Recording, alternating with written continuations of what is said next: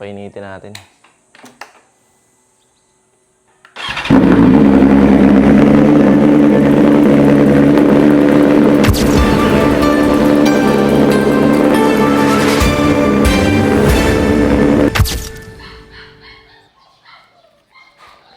Hello, good morning YouTube. So, kakagising lang natin. So, kakape muna tayo. Gusto ko lang magpasalamat kasi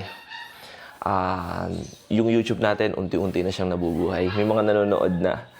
And pasensya na sa itsura ko kasi napuyat ako kaka-edit para makapag-upload. Kasi maraming nagre-request na mag-upload na tayo sa YouTube. So, ngayon, umaga, natuwa ako. Meron tayong 1K views sa isang araw. Okay na sa akin yun. Kung dati, sa isang araw, nakaka 60 to 100K views tayo. Ngayon, yung 1K, masaya na ako. Diba? Kasi syempre, from 300 lang pag nag-upload ako, 1K na ngayon. Ibig sabihin, unti-unti na kayo nanonood ulit sa akin. So ngayon, napansin ko lang guys, itong ating motor, yan, yung ating BMW na S1000RR. Sobrang dumi na niya guys. Kung makikita nyo, ayan o. Kasi hindi ko na yan nagagamit. Ayan o. Gigitata na siya. Oh. Yung mga motor nyo ba, nagagamit nyo pa? Sa akin, hindi ko masyado magamit. Ayun o. Ayan. So, gusto ko siyang linisin ngayon, guys. Kasi nga, ayan. Na-start ko naman siya every morning. Kaya lang ang problema, ayun nga, hindi ko na siya nagagamit. Hindi ko na siya nalilinis. May papakita pa ako sa inyo, guys, yung mga iba kong motor. Pakita ko sa inyo. Kasi ang alam ko, hindi na kayo updated sa mga motor natin. Kaya papakita ko sa inyo. Ito yung ating T-Max. Yan. Yung T-Max natin na yan, yung nabili natin na second hand lang, guys. Wala namang problema sa pagbili ng second hand. Ito ay 2021 na model. Pero Tech-Max yan nung 2021. Yan yung pinakamataas. So, 1K Odo lang yan. So, yan, nabili ko. Tapos kinabitan ko lang siya guys ng GR, ayan, na ilaw. Lakas yan. So yan. Tapos ito naman yung binuo natin na Honda Giorno. Yan. Makikita nyo, ganda no? Oh. Iba yung kulay niya, kulay green. Tapos ito yung nabili ko kay Jack Buncho na race bike. Guys, binibenta ko na to. Baka gusto nyong bilhin yan. So nabili ko yan guys kay Jack Buncho. And nung nabili ko siya, hindi ko siya nagamit sa track. May plano akong mag-race track, di ba? So, hindi ko na siya nagamit. So sobrang busy natin. Baka merong gustong, kayo na lang yung bumili nitong motor na to. Baka gusto nyo mag-race track. So, ito, madumi lang yan. Pero grabe yung upgrade niyan. Race ready na yan. Yan. Ito yung exhaust niya, pakita ko. Yung mga ilang kalawang lang, pero linis lang yan. Okay, yung cockpit niya, guys. Yan. Naka-Brembo na rin yan. Yan. Brembo brakes. RCS 17 yan, oh. Ganda yan. So, kung nagpaplano kayo, guys, ayan, PM nyo lang ako.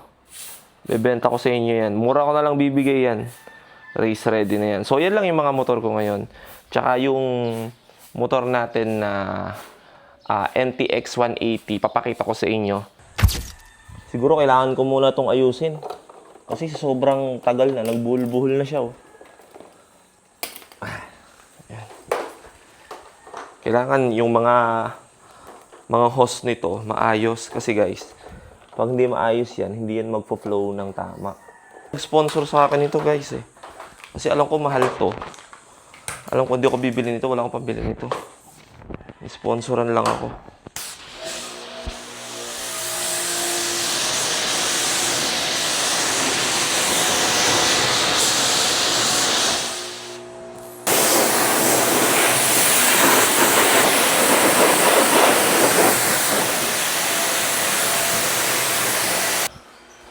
Okay. So, kung mapapansin nyo, naka-SC project na rin tong motor natin. Hindi ko kasi tanda kung na-vlog ko to. Alam ko hindi ko na-vlog to sa YouTube. So, naka-SC project na rin siya. Tapos yung elbow niya, Orion ang gumawa. So far, wala pa naman akong binago dito sa S1000 natin.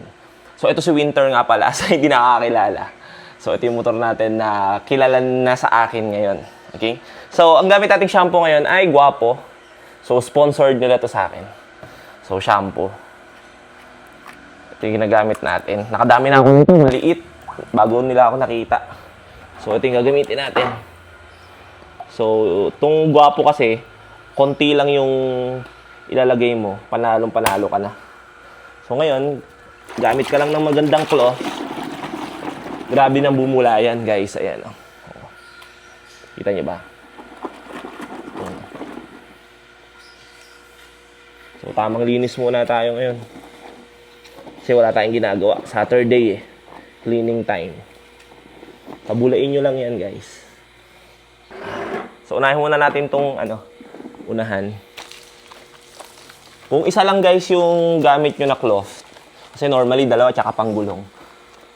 Kung nagtitipid kayo, isa lang yung gamit nyong, cloth. Unahin nyo na muna yung katawan, saka na yung mga gulong. Kasi para hindi mapunta yung langis ng motor nyo sa motor nyo, di ba? Kumbaga, ingatan nyo rin yung mga pairings nyo. Yung mga gulong, mamaya na yan. Unahin nyo yung mga katawan.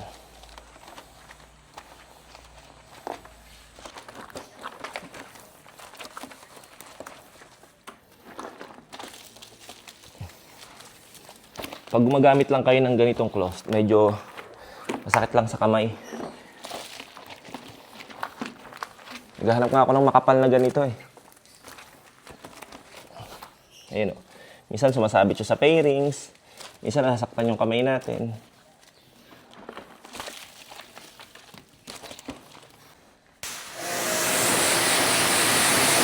Hawa-hawa na agad natin, guys, kasi para hindi mag-mark yung sabon saka yung tubig.